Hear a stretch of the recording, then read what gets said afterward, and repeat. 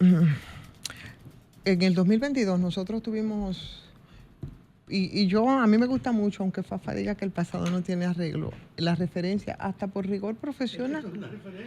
Hasta por rigor profesional, nosotros le llamamos el background, y sobre todo en un país donde las cosas se olvidan con tanta facilidad. Y para tú entender entonces algunas actuaciones, a veces tú saber si es una línea sistemática o si es producto de la casualidad.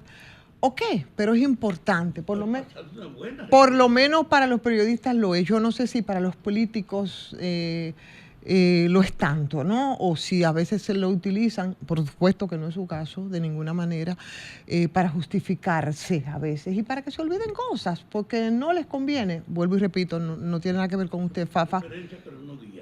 Una referencia importante. Y por eso yo utilizo mucho esa referencia, el background, el manejo del background, que es algo que se ha olvidado también ya en el apresuramiento del ejercicio.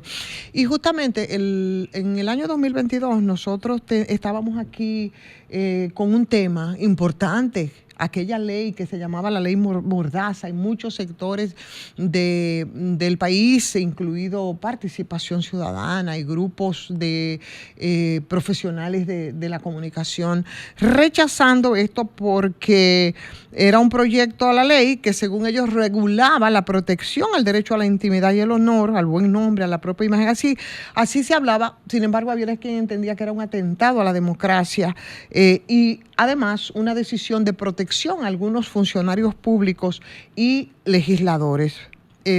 Eso porque la pieza realmente trataba de proteger a funcionarios públicos en momentos en los que se necesitaba, porque ese fue el discurso de inicio del presidente Luis Abinader, y yo creo que en alguna medida ha sido muy coherente con todo eso, el discurso de la transparencia, de la rendición de cuentas, del empoderamiento de la ciudadanía y sobre todo el empoderamiento de la prensa, que es el que tiene que vigilar para que esa transparencia, pues pueda llegar a los ciudadanos como enlace, que son los que actuamos o actúan desde los medios y desde la prensa como enlace, ¿no? El proyecto que se convirtió en ley, evidentemente que lesionaba la igualdad de los ciudadanos y ciudadanas y privilegiaba a los que tenían funciones públicas. Y finalmente, eso que era una iniciativa de la senadora de mi provincia de Bauruco, Melania Salvador, finalmente eso fue para ningún lado. Se le llamó la ley Mordaza en ese momento, pero realmente era una especie de atentado a esa libertad, ¿no?, de expresión también de la prensa respecto a algunas informaciones. Y después de esa mentada ley Mordaza, entonces el año pasado tuvimos el tema de la ley del DNI. ¡Wow! Cuántas discusiones respecto a eso, que también venía en la misma dirección, y cuántos abogados constitucionalistas, me parece oír a Cristóbal Rodríguez que solicitó la nulidad en ese caso, porque aquí se hablaba también de derecho a la protección a la intimidad, de los datos personales, del honor de las personas, pero al final del día el artículo 49 habla de la libertad de expresión y parece que también de alguna manera, pues eso coartaba la libertad de expresión. Hoy veía un artículo de Benjamín Morales en el periódico Diario Libre que a propósito de la nueva decisión de la Suprema Corte de Justicia, que vienen con la misma sistematicidad, ahora también tratando de obligar el silencio en los tribunales porque ponían en peligro la libertad de prensa, pero que plantea una serie de preguntas respecto a eso, que yo no sé cuál es la respuesta que se tendría en ese sentido. De nuevo, para proteger y no estamos hablando todas las personas que son sometidas a los tribunales, sino de manera selectiva.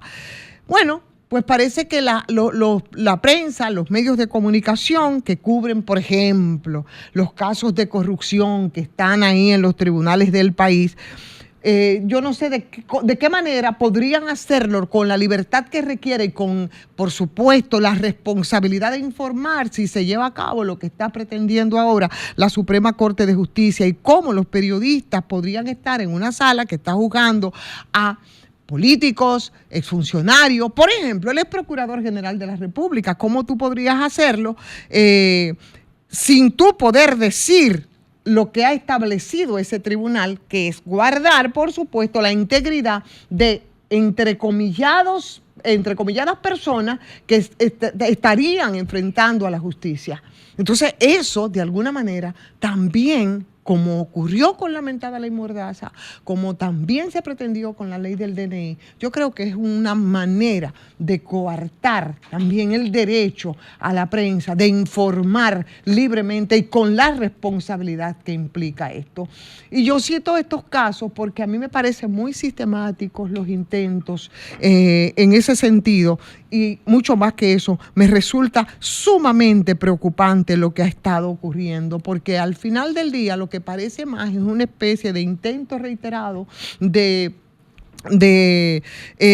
censurar en República Dominicana el papel de los medios de comunicación, el papel de la prensa. Son muchas casualidades del 2022 hasta ahora, y por supuesto yo creo que a estas alturas de la vida de nuestro país no se debe aquí inventar con la libertad de expresión, con la libertad de prensa.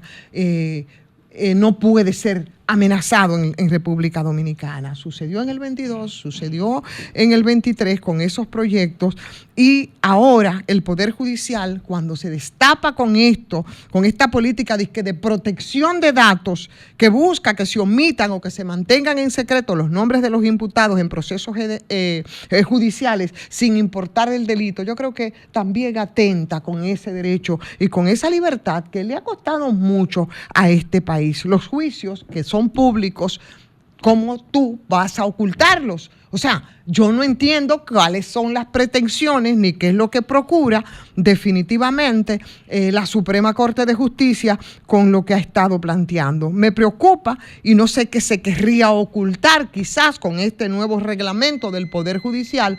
Lo cierto es que los intentos han sido demasiado reiterados para verlos sin preocupación.